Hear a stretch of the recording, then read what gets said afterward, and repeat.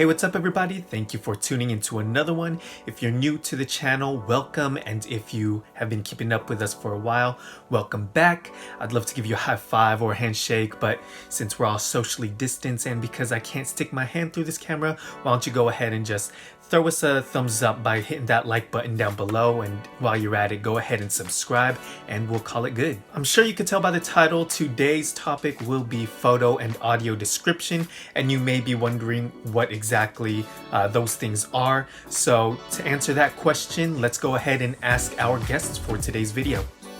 What is photo and audio description? Hong Win. A description of the photo. People, colors, emotion. I think emotions are important. Ernie Vacherez. Something that you can see, something that you can hear, that you can attribute those details to in order to be able to better understand it. Jeremy Aveno. Kind of describing what's on screen to people who cannot see it, or vision impaired, low vision people, just to give them a better understanding of what's happening. So like our guest said, photo and audio description is pretty much describing the visual content of an item, whether it's a photo on social media, an image on a website, or maybe it's the visual content of a video or a movie. Those are becoming a lot more popular in movie theaters and even on streaming sites. So you might be thinking adding these details may be a little bit cumbersome. It may be a little bit difficult to understand, what details do I provide? What can I leave out? And, at first it does take a little bit of time. It takes a little bit of practice and getting used to. But if you follow the tips that we provide in the following checklist, it's a simple adjustment that you can make starting even now. Checklist item number 1. Give a general description of the image. This would include the setting, any people or objects important to the story, or any theme, tone, event, or occasion that is taking place. Number 2. If there's a particular focus of the item, describe that in more detail. For example, if the focus is on a person, maybe describe what they're wearing, their facial expressions, or any actions they might be doing. Number 3. Break the image up into 2 sections, the foreground and the background. Describe anything in these sections that may further enhance the story or the message the image is trying to convey. The points in this checklist are meant to serve as guidelines as people create their descriptions, so feel free to use them however you please. Just remember, not enough information would keep the viewer from understanding the purpose or the relevance of the image, and too much information would actually take away from the content and be overwhelming for the viewer. Our guests were provided one of 3 visuals: a meme, a photo, or a video. They were provided the file upon meeting with us, and they were asked to describe what they saw upon viewing it for the first time. Then they were asked to refine their photo description or audio description with the checklist that was listed earlier. In order to avoid redundancy, we're just going to show you the final product, so we hope you enjoy. Challenge number 1, Ernie. Meme description. Well, as you already said, it's a meme. It's of a baby. He has lots of flabs and rolls and folds and looks like the Michelin Man. And it says, "Me after I eat all of my quarantine snacks in one night." Challenge number 2, Hong. Photo description. There are 3 people in the picture. 2 of them are opening a present together, perhaps. The setting looks like a restaurant because there's the empty tray on the table. And it's like a birthday because the other girl has a hat on her head that says, "Happy birthday, Ashley." So this is Ashley's birthday at Chuck E. Cheese. The 2 girls are opening the presents. Ashley's the one tearing the purple wrapping paper apart. The other girl's just an observer. And then the boy is walking them from the left side of the picture. He has his hand underneath his chin. His eyebrows are very raised as he's looking over his left shoulder, maybe a quarter turn over to the left, as these girls opening the present. So they're in the foreground opening the present. The background looks like a bunch of empty tables and chairs. Alright, so before we get into Jermel's part of the video, there are a couple things we need to note when it comes to providing audio description for videos. First is time. Now we have to be a little bit more strict since we're not talking about movies, and sometimes we can let the description overlap from one scene slightly to the next scene. So when it comes to just providing audio description for videos, we do have to consider that we need to provide all the information in a certain time span so the video doesn't go ahead and just cut it off.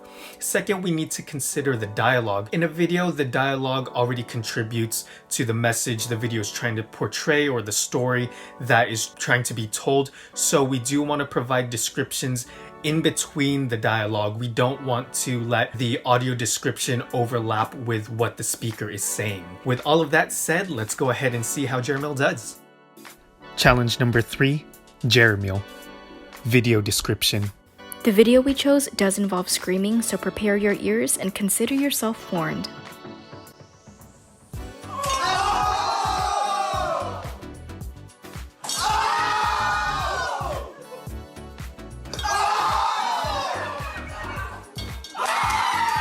That's 13 seconds. How do you? So a group of kids. How do you do? Oh my gosh, that's so stressful. I don't know. That's I don't have enough vocabulary. Words in my vocabulary. Okay. Let's see. Stressed out. I just want to keep rambling. That's why I say. Okay, let me see.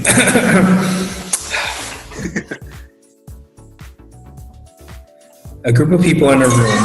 One of the guys is throwing markers into a glass bowl and making each shot as his friends turn out. The camera zooms out, revealing that instead of making each shot, another person sitting next to the bowl is dropping them up the Oh, boom. Nice! I'm gonna hire me, TikTok. That was so That's good. so crazy when they do that for movies. It's practically a whole nother script they have to write. Final thoughts. Yeah, it's there. How was it when you just met Jesh and you had to describe something for him? How was it the first time? Was it pretty easy? I'm going to say no, just because you don't know exactly how much detail to provide. I guess in general, I don't really think as much about, describing stuff to someone because, of course, in general, if I don't have to explain it to somebody that's blind, then I don't need to focus so much on the details. Whereas with Jesh, I'm not so sure I knew exactly how much detail I needed to provide. There were times I might describe something and he would just be like, yeah, okay, but I gave a horrible description, or I'd just be talking. He's like, yeah, dude, no, I get it. And this is what's important, because when you see the photo in passing, it's not like you have 30 seconds just to listen to me tell you a whole photo. I was also thinking that because this photo isn't my photo, right? So it's a different story. Because if I posted a picture, if it was my picture, for example, me and my siblings were coordinated in green, I might want to mention, oh yeah, it's just the 4 of us coordinated in green. But the coordination in green only matters because that's what I wanted to share. Versus this photo, it depends on what Ashley wants to share. When you asked me to do this video, it actually I was thinking about if movies nowadays or shows nowadays, if the director or whoever, they take into consideration audio description for having long pauses in videos. Because I saw a video, it was on YouTube there were clips of You, the show on Netflix, and they took out the narration, and it was just awkward pauses of Joe or whatever his name is. That just made me think about if they actually put those pauses on purpose for audio description. I turn on voiceover also because they use very concise words to describe something because there's not a lot of time. And I think it's a great way to learn vocabulary, just turn audio description on. I'm trying to think if that's helped with photos. And in the same way, right? Because it's about being concise with vocabulary. I think it's always keep it between 2 to 3, no more than 3 sentences. I feel like after that, it goes a little wild.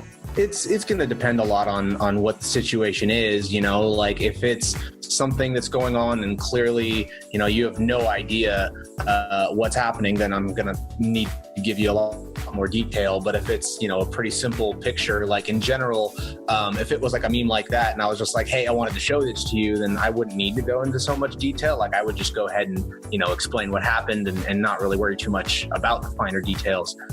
So I think it's just kind of knowing the situation, knowing the atmosphere, and just kind of going with, this one might need more explanation because clearly he can't really see it. Or, some things I don't really worry too much about because it's not necessary to explain all that. Thank you so much for watching this video. We hope you enjoyed this interesting take on creating photo and audio descriptions. We hope this is giving you some perspective into how you can make your social media platforms more accessible to the blind population. If you have your suggestions on how you would like to describe these visuals, feel free to leave a comment down below. If you have any other feedback, also leave a comment down below. Feel free to like this video and subscribe to be notified of new videos. We try to post on a weekly basis. I hope you guys have a wonderful day. Thank you so much for watching to the end. We appreciate your support. Take care. Thank you to all of our guests who participated in this challenge. We really appreciate you taking the time and reconnecting with us. We actually learned a lot from your input and final thoughts. We hope you stay well and healthy during this time. If you would like to watch more videos on the topic of blindness, or would like to help support us in our 2020 home and prize entry, check out the links in the description down below. We'll see you in the next one.